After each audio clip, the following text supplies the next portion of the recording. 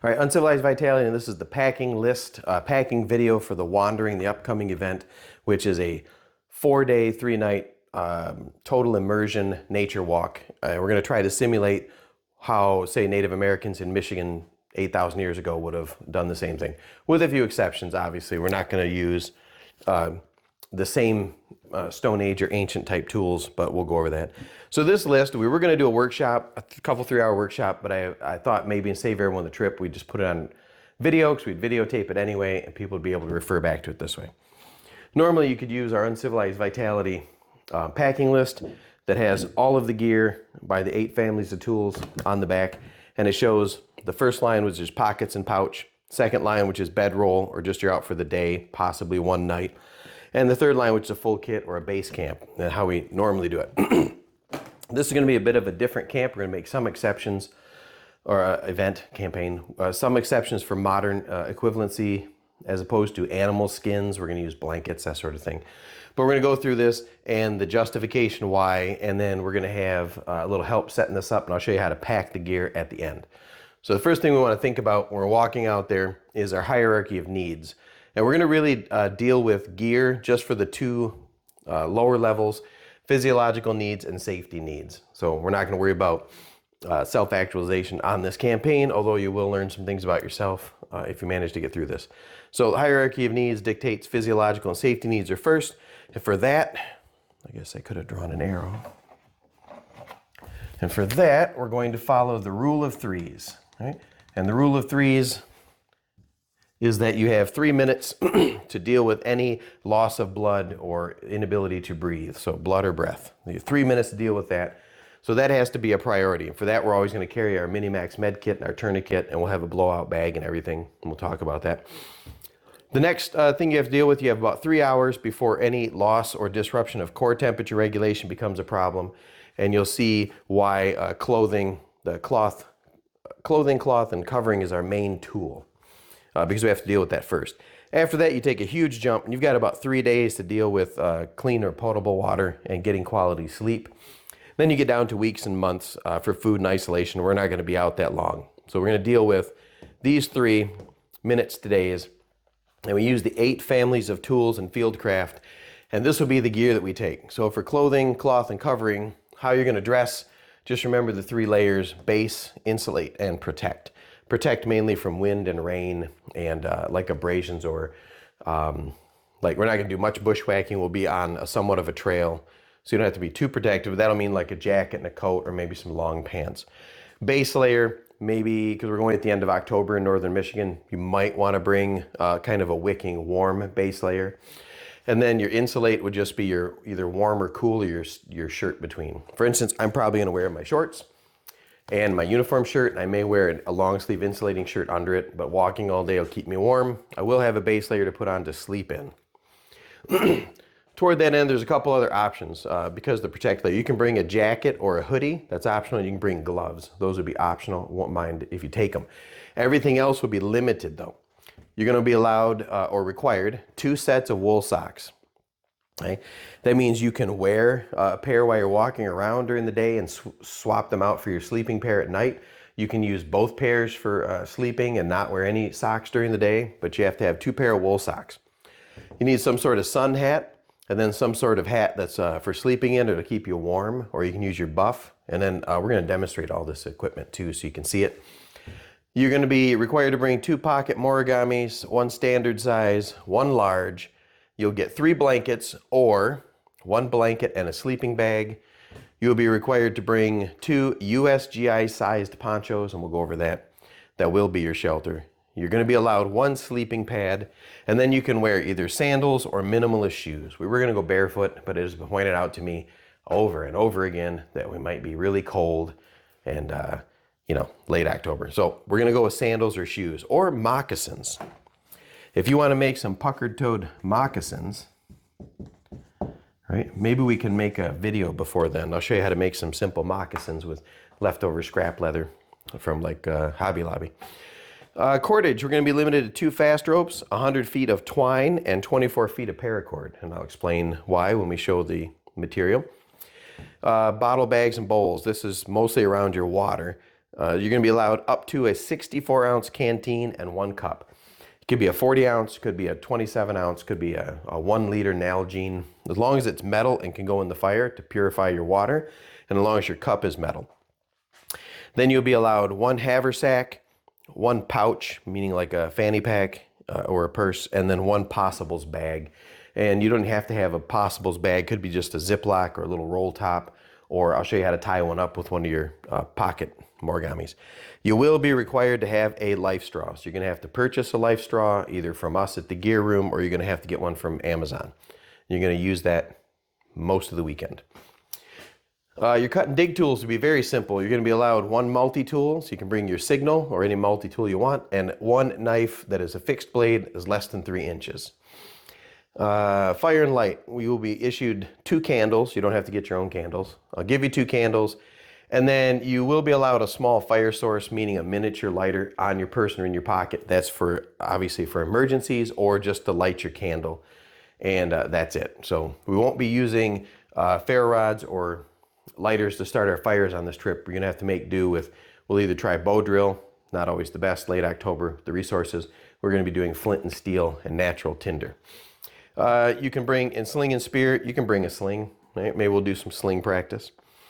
Your salt needle kit will include, obviously, your toilet kit, so your hand sanitizer and your toilet paper or wipes. Your hygiene kit, which should always include your needle and thread, or at least a needle or 2 taped to a card or taped to the outside of your toothbrush container or something. We'll go over that. And then as far as thread goes, you don't want to bring extra thread. You could always gut some of your paracord if we needed to sew or repair anything. So that's your hygiene kit. This includes oral care, eye care, any personal meds that you need, and the salt kit. So you're going to have some either electrolyte drinks or actual salt. That all goes in your hygiene kit. I would suggest you bring at least 1 blanket pin. I always have one in my uniform. We'll show you the blanket pin. And then you're going to be required to have a Minimax med kit, and you need a tourniquet. So everybody has their own boo-boo kit and a tourniquet. And then for your book, your little notebook, mini notebook, and a pencil or pen. And of course you'll have your phone with you, which I don't like, but when I floated the idea of everybody leaving their phones at the trailhead and spending 4 days off-grid, nobody was thrilled, so we're not going to do that. All right, so we're going to leave this up behind us. We're going to roll the tables in. Admin Bonnie's going to help me on a couple of the spots because I'm sure questions are occurring to her the first time seeing this. And then we're going to show you how to pack your stuff at the end since you don't have a backpack or any modern conveniences. Do a couple bed rolls. So let's pause and I'll move the table in. All right, so how are we going to bring all this gear? Obviously, you're not going to be able to just bring a big duffel bag like that this time. Although I would suggest transporting everything in a big duffel bag until we get to the trailhead. That way you can keep track of the stuff, and when we get back, maybe you've got a nice dry set of car clothes inside your bag. So maybe put everything in a duffel bag for when we get back. I didn't bring my base layer, but like I said, shorts. Long pants might be okay. That would be fine. You could wear long pants because that way at night you'd have them. You wouldn't be a little chilly. But we will be walking during the day, and I get a little warm walking, so I wear shorts. And then at night I'll pull on a small pair of pants or put under my base layer that's tucked away. So besides just the clothing I'm wearing, let's start with footwear.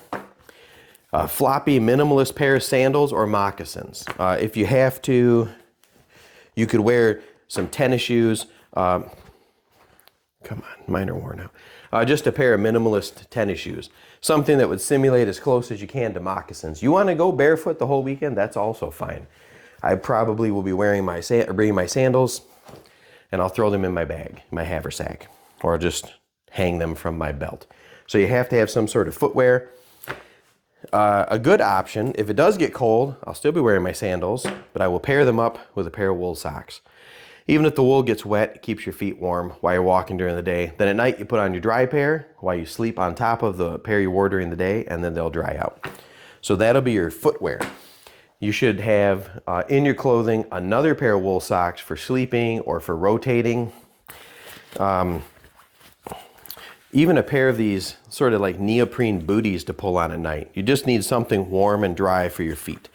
Neoprene booties might not be a bad idea, so if you have to get up in the middle of the night, you won't have to slip on your sandals to get your socks, your sleeping socks wet. Usually what I do if I have to get up in the middle of the night, if I'm ground sleeping, is I'll take my wool socks off, I'll walk out barefoot, do my business, come back, wipe my feet off, put the socks back on. Not everybody enjoys that. An optional pair of gloves is okay in case your widow hands get cold at night. You can put those on. Or if your hands get really cold, you can put on your other pair of wool socks during the day. I don't think we'll deal with that much cold. Another important piece of gear is going to be your hats. Vital piece of gear would be your head covering. You can take your beanie, right? Just your normal beanie you wear in the winter. You could take a more robust wool hat or Carhartt hat. I don't know what this was made of, probably acrylic, to sleep in. You could take a buff, right? This happens to be my wool buff. I can use this as a beanie or a neck gaiter. I can wear this in lots of different ways. Keep my head warm. I can pull it down around my neck. These are really versatile. I'll probably bring this instead of my beanie. Okay. And then you'll need a hat to wear during the daytime. Just a sun hat to keep the sun off your head, or a little bit of warmth, or you don't have to wear it at all, but it's just nice to have a sun hat. Late October shouldn't be too much sun, but at least bring a buff or a beanie to wear on your head at night, or if we get cold during the day when we stop. Okay, so I'll be bringing these two things. Now, this will be kind of a cheat code. If you're in the Genesee County Turtles or the any of the chapters that picked up the kilts during the summer, this will be allowed as not counted as a blanket, but as an extra part of your clothing. So this will be your outer layer, maybe your protective layer. I'll be bringing my kilt, or the women will have the Ariseds. This would be at night, not only clothing during the day for an outer layer, but it'll be another blanket you can use at night that won't violate your 3-blanket rule. So think about bringing your kilt or your Arised as well. Now, as far as the other cloth tools go, you will need 2 pocket morigamis or handkerchiefs. One of them has to be brightly colored, like annoyingly orange or green or yellow, something you could signal with. Make sure they're 100% cotton. The other one could be another cotton handkerchief, or just one of these cotton shop rags that you use to wipe up oil and stuff out in the shop. These are good. We're going to be making char cloth on the trip. We're going to be using them to tie bags. You know, grab your hot cup out of the fire with it. You can use it for so many different things. So you need 2 of those. Those will go in your pocket. You can bring 1 standard size morigami or shemagh piece of cotton cloth. Not to mention you have your neck gaiter or your silk morigami as part of your uniform. That should always be in your pocket. It doesn't even count. But you need, or are allowed, 1 large cloth size. You'll need standard size. You'll need a large Turkish towel or a large piece of cotton. You could use this as an extra blanket layer. We're going to use this when we get wet because we will be doing some, I don't want to give it away, we'll be doing some water crossing at some point and dealing with that. It might rain. You'll need a towel. At the very least, this little bit of wadded up cloth will provide you a luxurious pillow at night. And then, of course, a multi-hood. I'm going to use this for my haversack option, so that's also a good idea. We'll show you how to pack those up.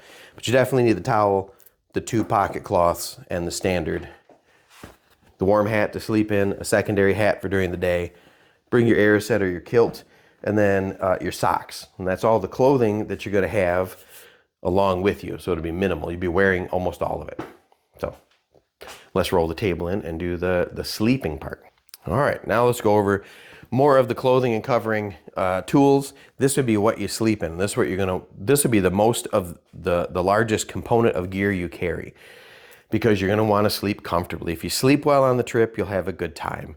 If you don't sleep well, if you sleep wet, cold, and tired and hungry the whole time, the 4 horsemen of misery, you'll be miserable. Everybody else will be miserable.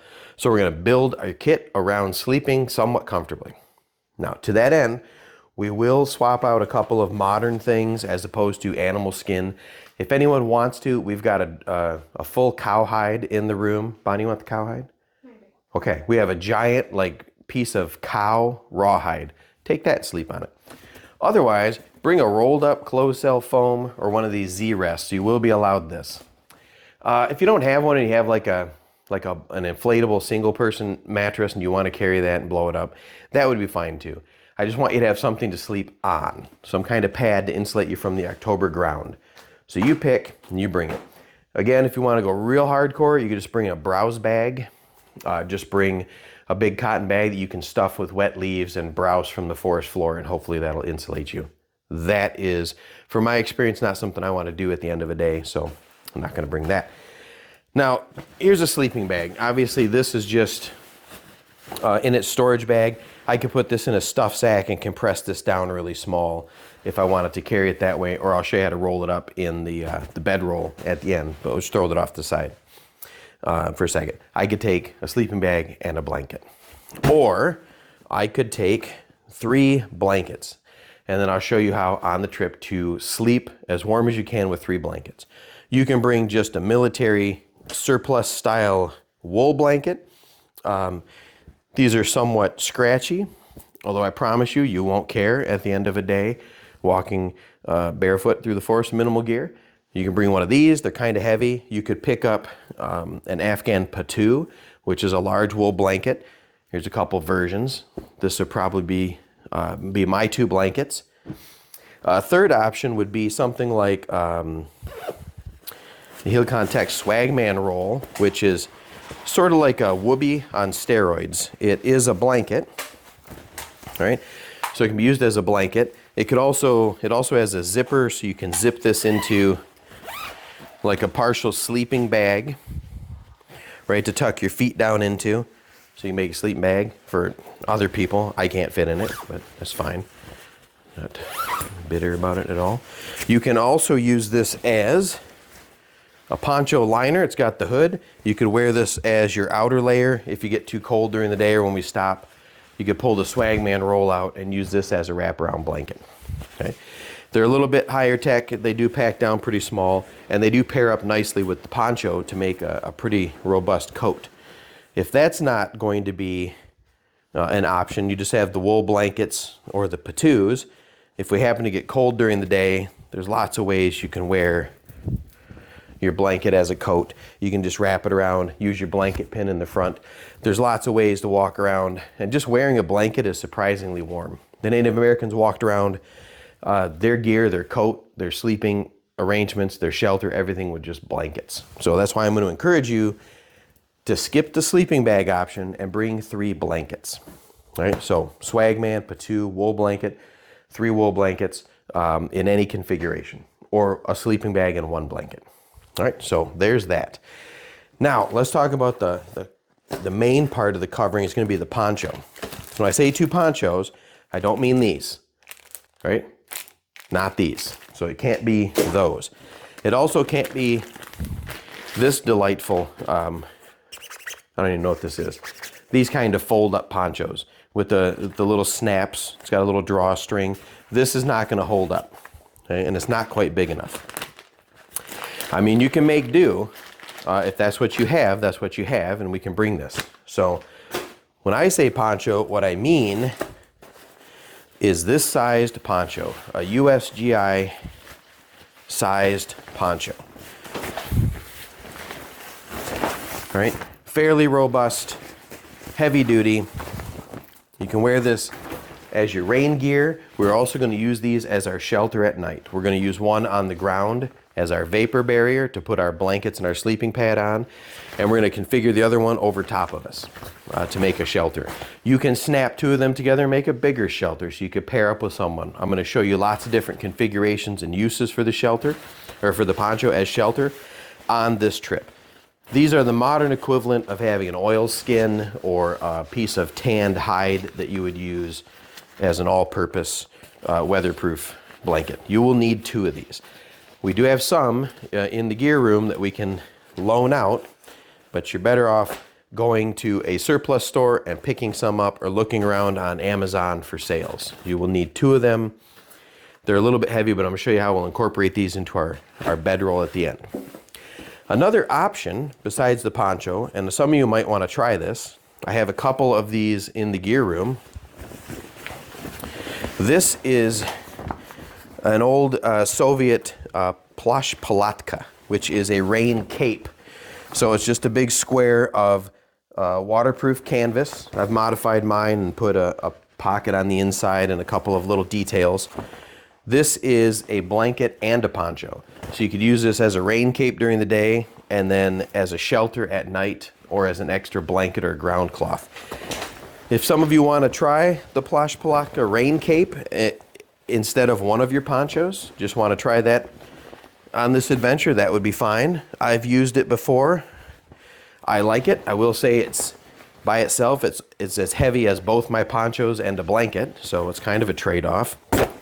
But anybody that wants to be adventurous and try that, thinking of you, Michelle, so you can try the Plash Palaka. Otherwise, you need 2 ponchos. It doesn't matter what color, as long as they're USGI sized, because that's how we're going to build the shelters.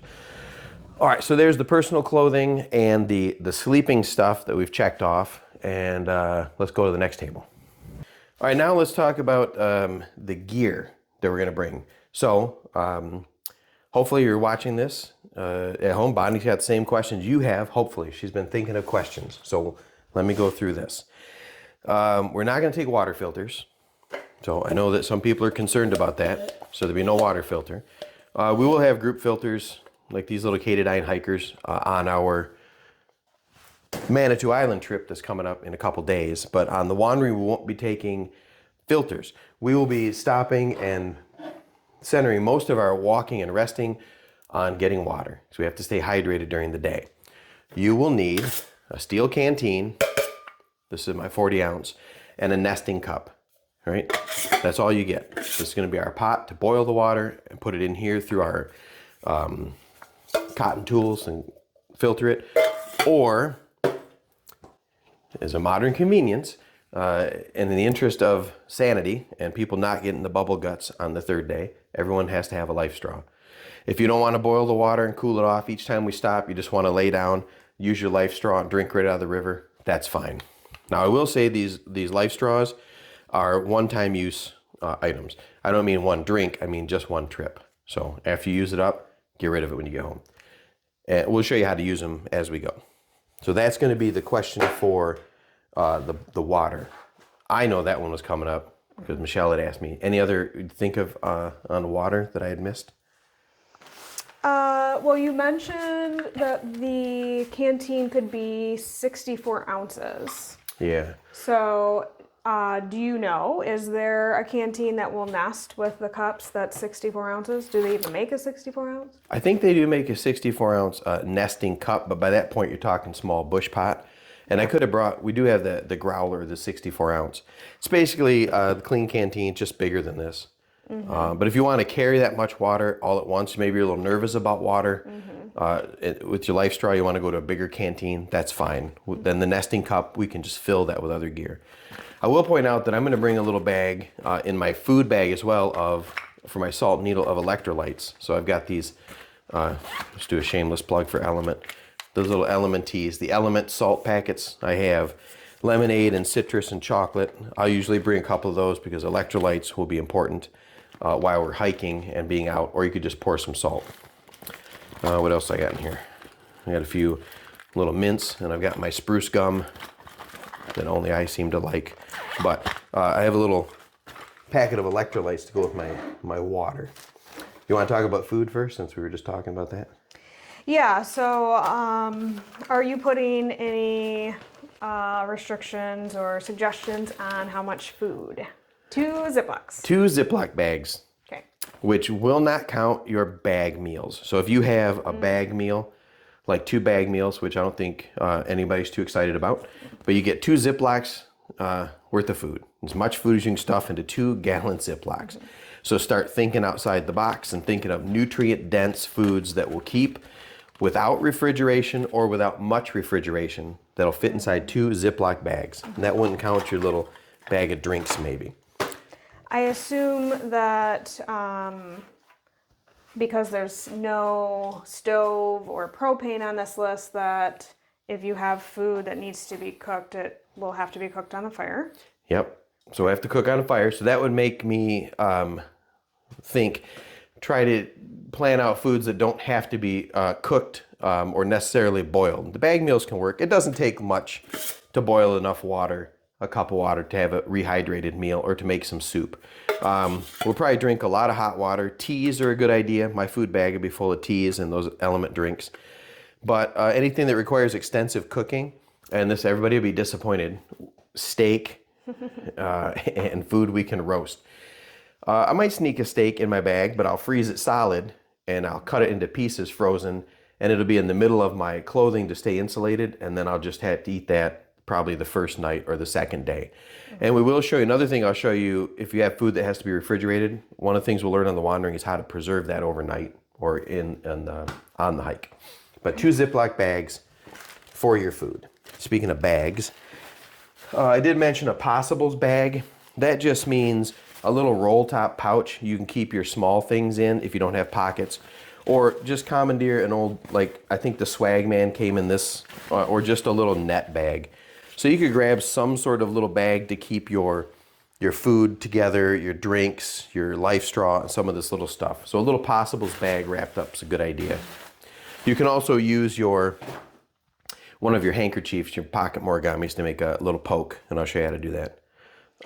Jumping back to food, you don't have a spork or a spoon on the list, so are we making these? Yeah, so no utensils. Plan ahead. Think finger food, or if it's a small thing to bring a spoon, but everything we go camping with is a small thing, and then pretty soon you got a giant bag full of small things. So one thing, you cut little things out at a time. We can carve spoons. I'll show people how to do that. You can pick up twigs and very quickly whittle chopsticks. If you have something that you can't touch with your hands to eat, which is weird to me. If you're going to eat it, you should be able to touch it. So, but sometimes if it's too hot or you need your chopsticks or spoon to stir, if you have a bag meal, you can whittle a spoon and shovel it in. So yeah, no utensils. All right. Next, let's talk about sling and spear. As far as protection goes on the trail, I wouldn't worry about that. We are limited to 2 bags of food. Obviously, this is America. You can bring your personal protection if you want to, your remote hole puncher or whatever we're allowed to call it. That's fine. You keep that business to yourself. There are black bear in the area we're going, but they hardly ever bother us. I would say bring a sling, just a standard sling. You can get the sling kits on our Etsy or here in the gear room, because we will use those just for fun to learn how to do the slings. And we will be up there during small game season, so if we can harvest a rabbit or a squirrel or some fish, that'll supplement our 2 small food bags. And that kind of is my plan, is to try to pull a fish out or knock down some small game. So there's the sling. Okay. All right, any questions on that? You say pull a fish out. Yeah. Are you using paracord to fish with here? Yeah, well, okay. We'll have to figure that out as we get up there. Okay. How are we going to get a fish out without a fishing? And we're not allowed to use gill nets, right? Native Americans only.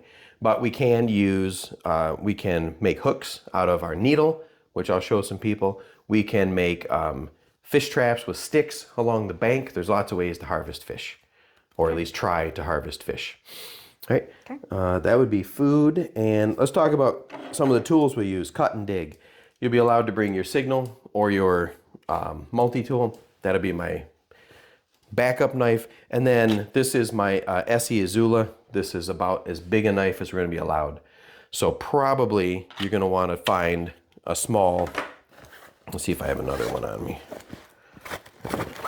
Sometimes I have a knife in this pouch too, but a Fultz Minimalist, Essie Azula, something real small. It's just supposed to be a little pocket blade. We're not going to be using large knives or hatchets or any other main tools. So we have to see how we can get along with just a small knife. A couple of us have that Odin. That would work, right? Yeah, That's those are perfect. enough. The little Odin Wolf knife is perfect size. All right, so those would be your cutting tools. Fire and light. You notice probably a conspicuous absence of a headlamp. We will be out there at night. You will not be allowed a headlamp or a flashlight. I will give you 2 candles. We will use these. I'll show you other ways we can use the candles. You might be thinking, well, it's a pain in the butt. I don't have any fire starter to light my candle at night. You will be allowed to use your small pocket lighter or flint and steel if you want, or a ferro rod to light your candle, to go out and use that to go to the bathroom at night. We're going to use the candles for a couple of different things on the trip, so everybody will have 2 candles. We will have, when I get to the emergency group gear, we will have headlights. So that in case something happened at night, if I have to tend to a wound or a broken bone or something serious in the middle of the night, I don't want somebody holding a candle over my shoulder while I do it. Will there be a glow stick at camp? Yes, so we'll have glow sticks. Yep, so we'll mark camp with the glow stick each night, and that'll be in the group gear too. Okay. Speaking of first aid, everybody will be required to carry a Minimax med kit or a personal boo-boo bag no bigger than this. And you should check the video on the contents of the Minimax. This is the Minimax I carry, and here's my tourniquet. This is a snake staff system. It's a nice small 1.5-inch tourniquet. You could take a cat tourniquet, a TMT, but you need a Minimax med kit and a tourniquet on each person. We will have a blowout bag, so if you don't have a tourniquet, you don't have to buy one. We're going to be together in a group. But if you have tourniquets, it'd be good to bring them. And everybody has the little boo-boo bags on them. And then we get to the group gear. Well, we have 2 tourniquets in that pack and enough. So hopefully we never need them. But that would be for the first aid. Toiletries, obviously going to need either some toilet paper, half a roll, or some napkins or whatever you use in a Ziploc bag, or a nice packet of Dude wipes to do your business. And then I've got a little Ziploc bag here with my toothbrush, toothpaste, my contact solution, my hand sanitizer, some dental floss, that sort of stuff in just a little Ziploc bag. You really won't need too much for the 3 days we're out there. What was I going to say about that? Oh, do you notice like the little trowel is missing from the toiletry kit? So you'll just have to use a stick, or from the group gear, we will have 1 shovel with us, so you can just use that. It'll help us cooperate a bit. All right, so we've gone over the salt and needle. We've gone through the bottle bags. The cordage is next. Oh, let's talk about the book. We could only find a small pen to demonstrate, but a little golf pencil is better. And then I just threw the stuff in an Altoids tin, which would be a nice way to keep this little stuff together. I do that sometimes. A little notebook. We have these little notebooks, or you could just rip a piece of paper into little squares and staple it. And a pencil, because you might want to take notes of things you learn as you go along. So you'll need a notebook and a pencil. Here's another one of my blanket pins, although I have mine in my pocket. I don't know why there's a pair of dice in there. You don't need dice. Just put that away for now. And then this is something that'll be on your person, is a whistle. You have to get a whistle. We have them in the room. If you don't have a whistle, that's got to stay on your body the whole time. And then I have a little ferro rod and a ceramic striker next to that for my emergency fire starter. So this little set of pocket tools would just stay in my shirt or tied to my body. Okay? So there is that. And I don't know where my phone's at. Oh, never mind. My wife's got the phone filming us. So that would count there. Candles, fire starters, multiple. All right, rope. Oh, by the way, almost all of that stuff for me is just going to fit in my fanny pack. Bonnie's got a Hill People gear that looks like it's about the same size. Yours is packed to the gills. Got all your stuff ready to go. Bonnie can't wait. But I usually keep these things in there and my knife in my pocket. So that would be your little pouch. Now, cordage. You will need your 2 fast ropes. Right? We're going to need 1 brightly colored for signaling and other things, and then the other one doesn't matter. If you want them both brightly colored because you're a festive person, that's fine. But at least one of them has to be. Bring your 2 fast ropes with you. No carabiner, though. So usually we have a carabiner as the set. No carabiner, we're going to make do without. Then you will get to bring a 100-foot ball of twine. It can be jute twine, it can be just garden cotton twine, but everybody will have 100 feet of twine, and we'll show you how to use this a lot. Did you say you're providing that, or we should get that? You should get some twine. Okay. You can go to the, we might have some in the gear room for sale, but you can go to any Ace or Gilroy's or Home Depot and buy a 100-yard spool of jute twine for like $2. So get that. Now the paracord. Go into your cord kit, grab your 2 accessory cords, bring them out. These are your 12-foot pieces of paracord. So you got 24 feet. Or 1 accessory cord and then 2 6-foot pieces of cord. This is usually how I carry my paracord, the 1 12-footer and the 2 6-foot pieces, because I can break one of these down for sewing or fishing and not have to cut and tie in the field. So that'll be your paracord, 24 feet total. I suggest a 12 and 2 6s. And your main cordage that we're going to use for all of our bushcraft and fieldcraft things and set up our shelters is our twine. We're also going to use the twine to twist into rope for heavier duty things.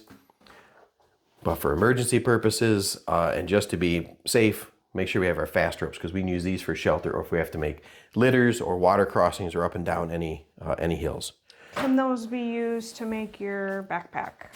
Yes. And the other thing is one of those will be used in combination with our towel to make a comfortable way to carry. So yeah, we're going to get to that for packing. Okay.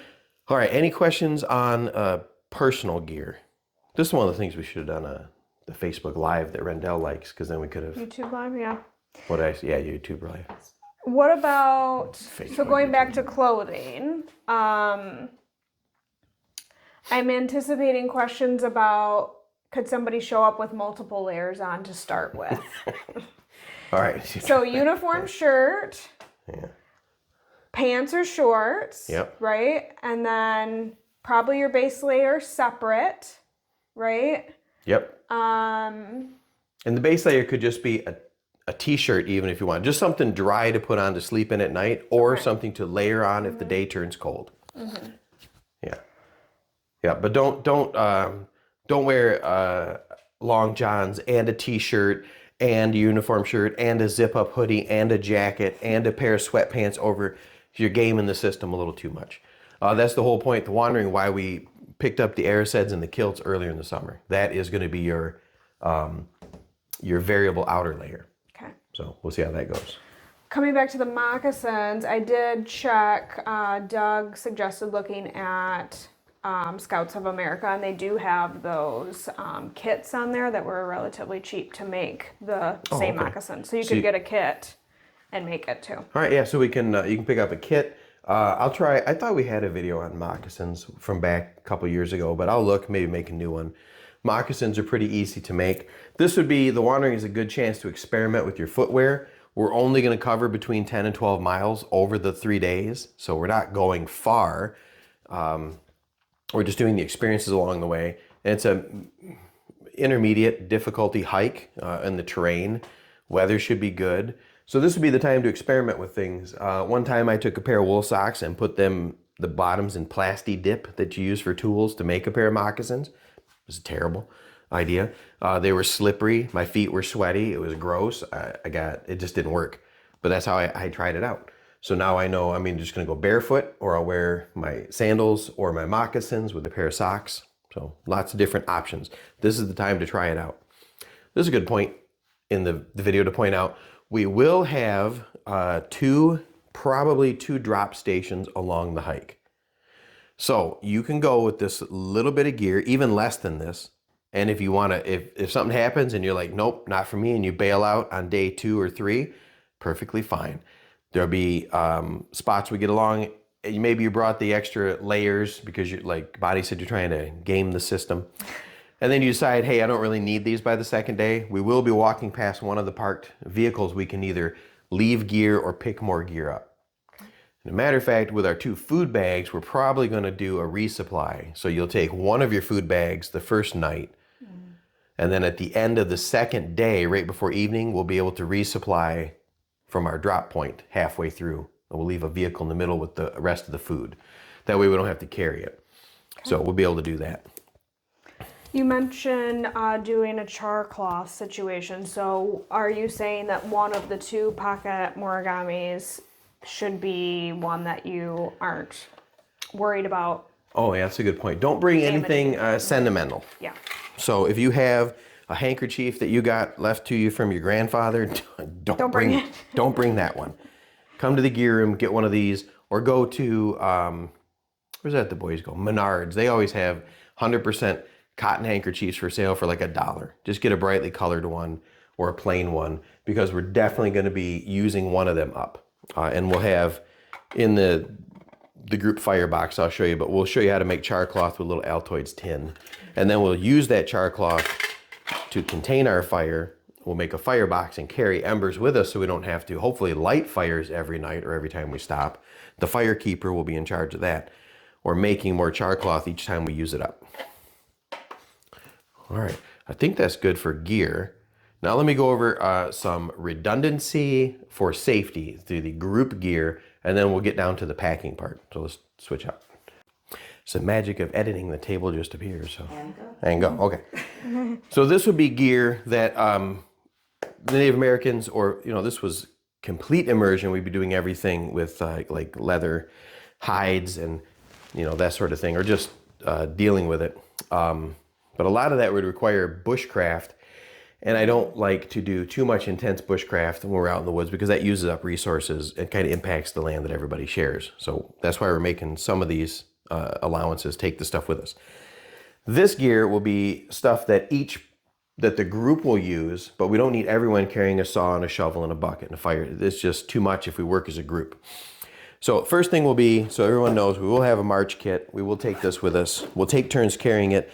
And in the march kit will be another Minimax med kit, so a boo-boo bag, several glow sticks, at least 3, so we have one for each night of the camp, because when people wander off to do their business, can't find their way back with no headlight, right? So that will be our first aid kit, and in the first aid kit will be a headlamp, so that we don't have to worry in the dark if there was an emergency, right? Or a bear. I don't want everyone deploying their cordless hole punchers at the same time in some kind of fright. So there's a light and a full first aid kit, and we'll take turns carrying that. That'll probably go to the wind keeper. Any questions on first aid? What else should I say? Everybody's got their Minimax personal kit in their pocket. And we'll likely have multiple people who are march trained on the trip. Yes, and everybody that's got their first aid bead should be march trained, so we should be fine. So no redundancies. Hopefully nothing happens, but we're prepared and we'll take turns with that. The other group, so the wind keeper's going to carry that. Our water keeper for the trip, and we'll take turns, is going to carry the collapsible bucket. Not quite a necessity, but it's lightweight, and there's no reason not to take it, just for fire safety. It's nice to have not only a pile of dirt, but a bucket of water to hand that we can douse. It also might be easy at some point to get water out of the river and then do our purifying instead of down the bank. So sometimes it's just really nice to have a bucket. And if one person's carrying it, it's no reason not to take it. The same person will also be carrying our community bush pot. Okay, so we will be taking a bush pot. This way we can boil water faster for shared meals. That's less cups in the fire. We can use this for lots of different things, and it's good to have it along. Matter of fact, we could probably just stuff the bucket down inside there, and that'll be our bucket setup. What was I going to say about that? Oh, let's say for the wandering, what was our limit for the wandering? What did we cap that I think at? we said 18 with guides. So Ooh, that's a lot. All right, so if we have that, then we will have one set of each of these tools per squad of people, which is 6 people. So for every 6 people, there'll be a bush pot, a bucket, whatever this for every 6. Amongst the group gifts, I keep calling them gifts.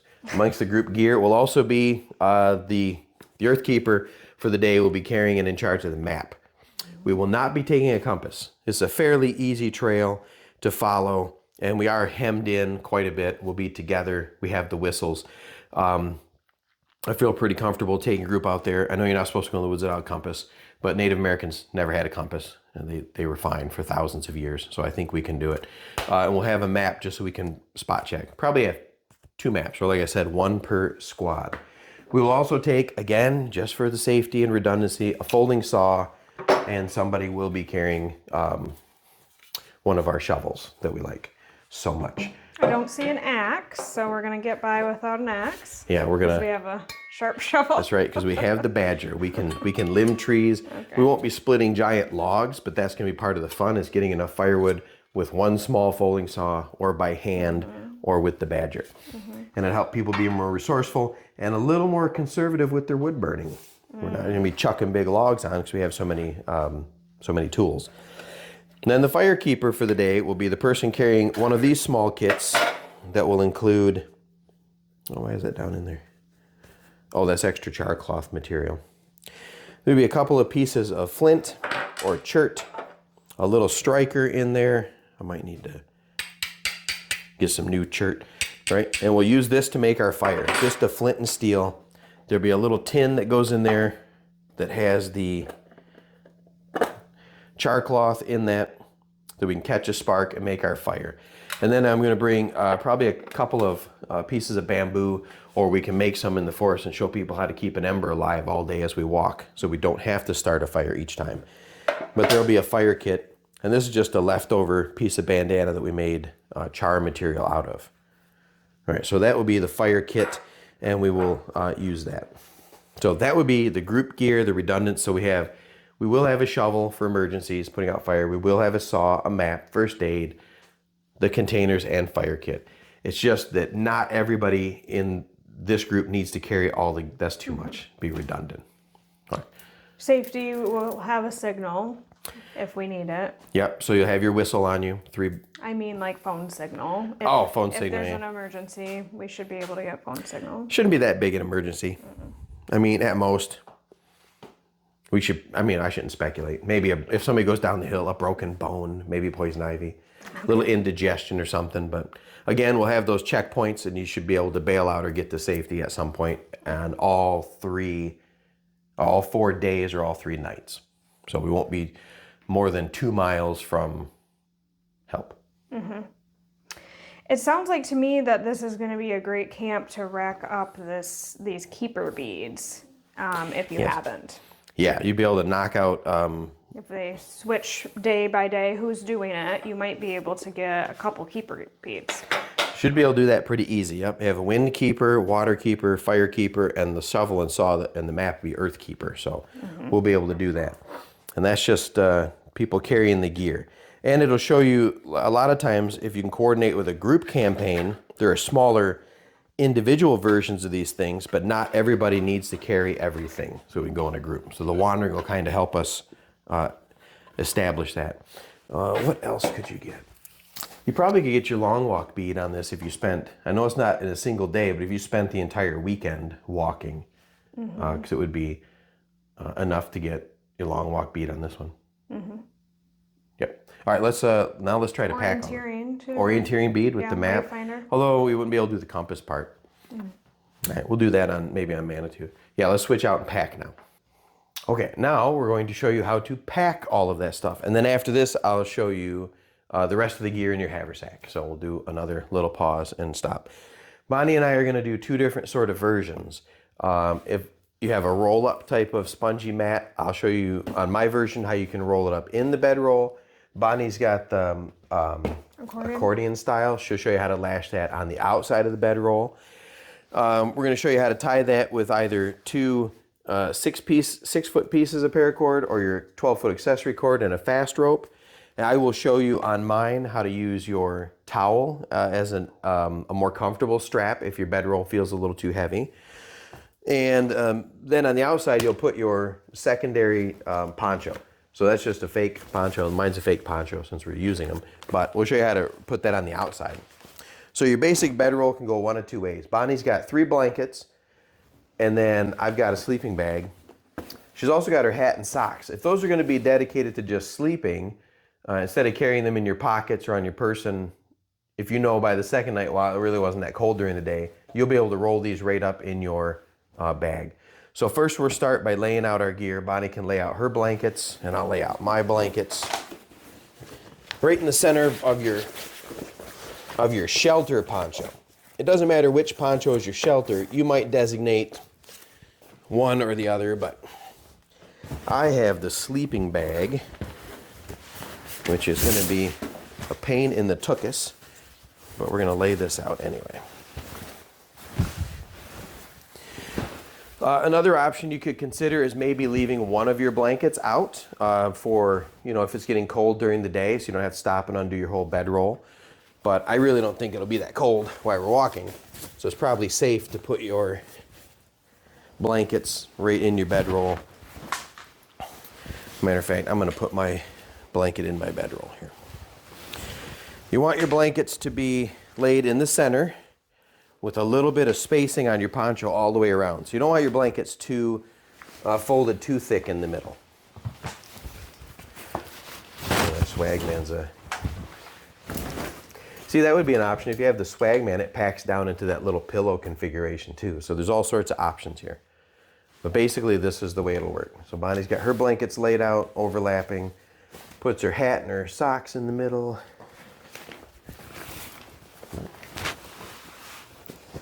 All right. Then the next thing you want to do is take the two long sides and fold them over all the way up on your poncho.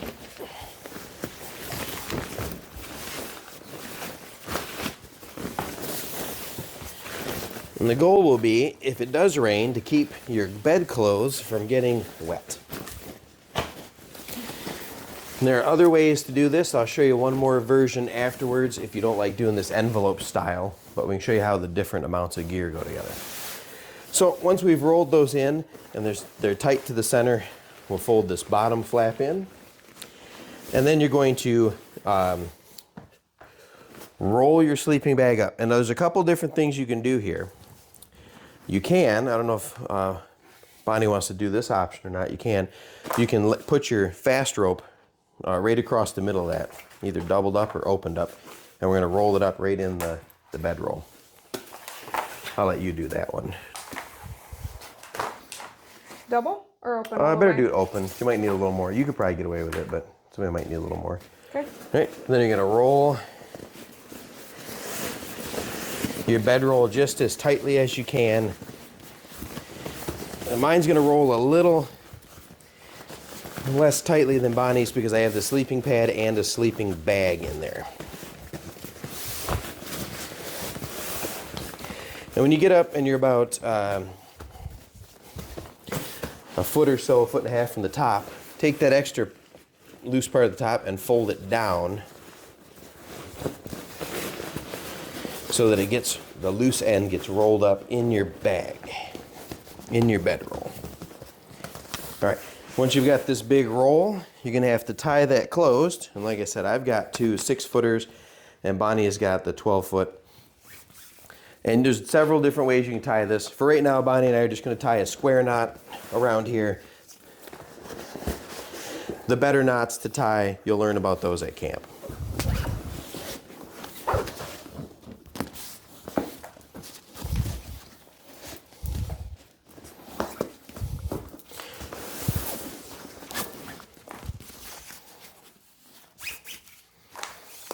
Yeah, you can do different ways to do yours too, right? Square knot or a girth hitch, then a square knot.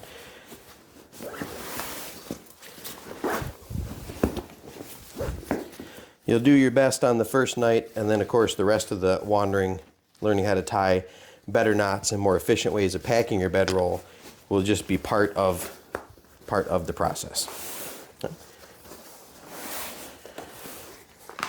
So it's not heavy. Right, but there's my bedroll. Should I do another one on this end? Yeah, you can do one on that end too, just to keep it shut. Or you could even sausage that up all the way down. I don't know if you guys remember that one. If you go down here and go around with this one under, and then cross under, then you can just tighten it down. We'll just tie that for now. We don't want to give away all the secrets right away. Now there's a couple things you could do with it now. I have these two 6-footers. I could tie these together and then I can just sling that over my shoulder and carry my bedroll like that. All right. Bonnie's got her fast rope right through the center. She could put that across her back and use that like a tump line or tie that into a sling with the fast rope. She could even run it lengthwise and make a backpack out of it. All right, so I guess we could show a couple of those. So Bonnie could just tie, we got all this extra string, we'll just tuck it out of the way for now. All right. And then you could use this, just tie them together and make a... Just a big old loop? Yep. Okay. Although... It's going to be too big I for think me. you're exaggerating. Yeah. No, Bonnie, let's try it. I think that would be... So, like, more from my body. Yep, so you're going to be the one carrying it and just make this loop as comfortable as you could slip over one shoulder and down across.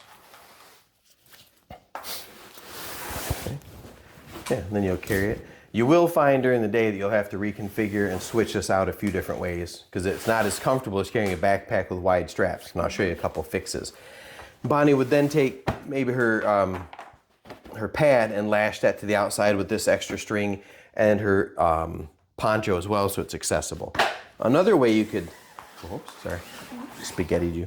Another way to carry this that's slightly more comfortable, and you wouldn't say it's heavy, would you?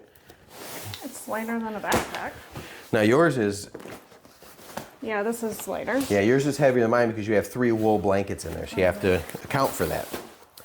Another way you can tie or carry your bag is with your fast rope, is go through one of your strings that's gone around and just lark's head that around. And then this would be 2 backpack straps that would come up and over your shoulders, and then you would wrap the other part around you and around your waist. Here, try that.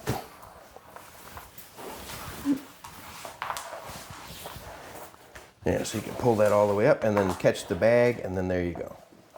It's actually not too bad. Yeah, so that's not too bad. And the ropes aren't too bad there. There's lots of tricks you'll learn as you walk with the bedroll. We won't be walking for any great amount of time, right, with the bedroll, so that would get annoying.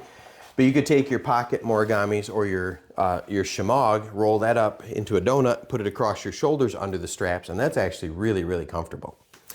If that was a little too uncomfortable, you could use your towel in the same way as you would use your fast rope. Just fold this a couple times lengthwise, and then you could run your towel underneath your cords. Fasten the ends of your towel together, and then you've got a much more comfortable strap for carrying your bedroll. Right? And then through my bedroll, I can slide my, like I said, my sleeping pad or my other poncho. And now I've got that option to carry my bedroll. Another way to carry your bedroll, and this might be an option for some people, is the horseshoe. So for that one, I'm going to slide yours out of the way. We're going to open this up. For this one, I would take my sleeping pad out of my bag because it's not conducive to the horseshoe. 10 minutes. Okay, doing good. And this time, I'm going to set my poncho out and bring our blankets closer to the edge, to one of the long edges. Right? And then I will fold the 2 short edges in first. And then the one long edge. This one helps if someone helps you, is easier if someone helps you roll it. So Bonnie and I will roll it this way this time and make a longer sausage out of this. Same thing, when you get close to the end, fold that in a little bit so it doesn't flap over. Just roll it up. And at this point, let me have your 12-foot piece.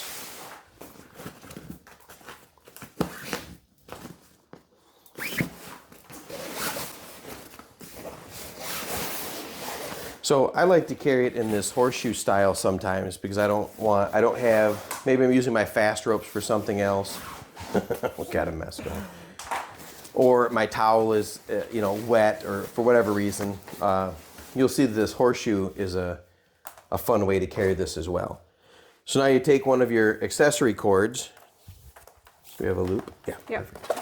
And then we'll take my loop end. If you don't have a loop, put in a bowline. You got your loop.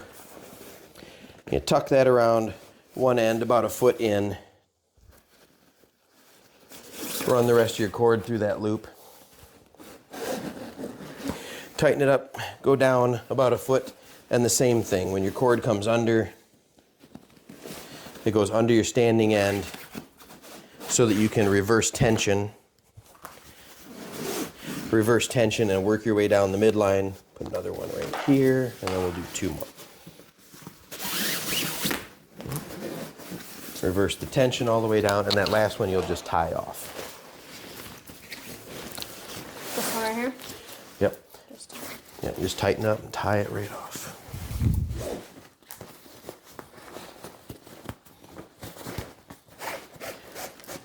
Now I made this one a little short for me, but I'll show you how to do it. Then we would fold this in half, and I could use the 6-foot piece to tie the two ends together like a bell, and then it makes a horseshoe. And then I would tie those two ends shut. Then it just goes over my shoulder or around my neck, or I can just wear it tied end to end across my body like this. This is actually pretty comfortable to carry like this. Okay? And I can tie the ends together to keep them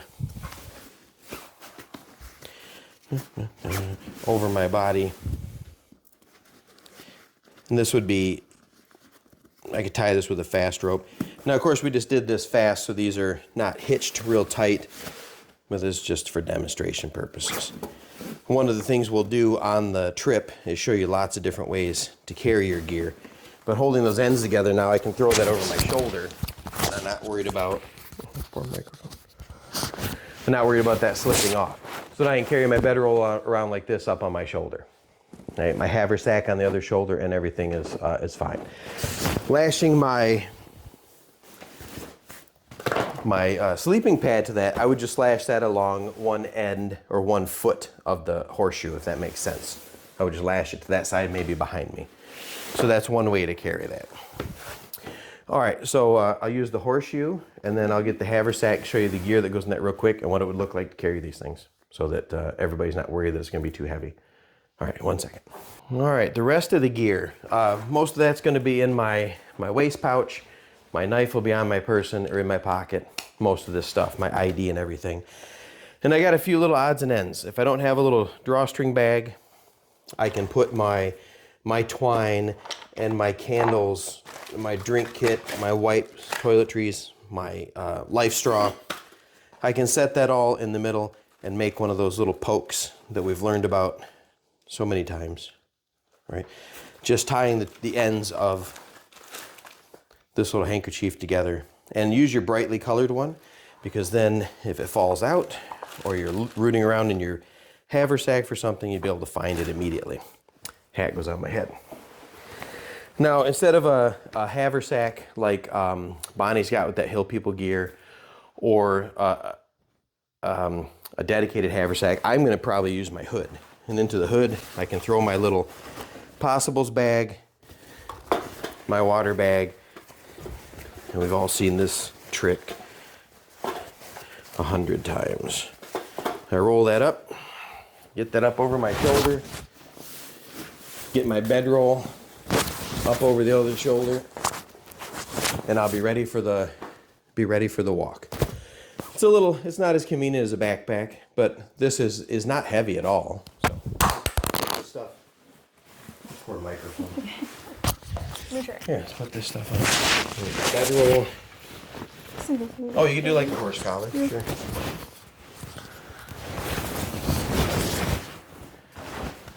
Yeah, you just have to carry it. Not that bad. And you can switch it around through the day. Mm-hmm. It's the minimal amount of gear you'd have to carry. It's not bad. Mm-hmm. You'd have your backpack, your sleeping pad, and your extra poncho lashed to the outside of that. Obviously, we'd lash that up a little better for camp. And then that would be it. So you should have all your stuff all packed up, easy to go. I know a couple people were concerned that maybe just without a backpack, that carrying stuff with the fast rope or in your hands would be too fatiguing or too onerous, but I don't think that's going to be too bad at all. No, this is comfortable. That's not bad, right? Mm-hmm. Okay. All right, any comments or questions about all of this? What you need is exactly there. We went over what you can bring. We will, that morning when we leave, be going through your bag and make sure you're not bringing any extras. We will have, like I said, waypoints where we can either, maybe it's unseasonably warm and you feel like you don't want to carry that third blanket, you'll be able to leave it. You'll be able to pick up restock your food, be able to pick up or trade out shoes or gear. So we'll have that option. So this is about the experience and not roughing it, but just getting the experience with minimal gear that you can use to stay safe in the outdoors, and then just get the experience of being totally immersed for 72 hours. It's going to be fun. Plus, you'll learn a lot of new things if you've been on several camps. If you're up to your white or your blue shield, this will be the chance to knock out a bunch of keeper beads, long walk bead, new food beads, right? That'll be a chance you're going to eat something maybe that you didn't like before. Roasted squirrel, if you're hungry enough, you'll love it.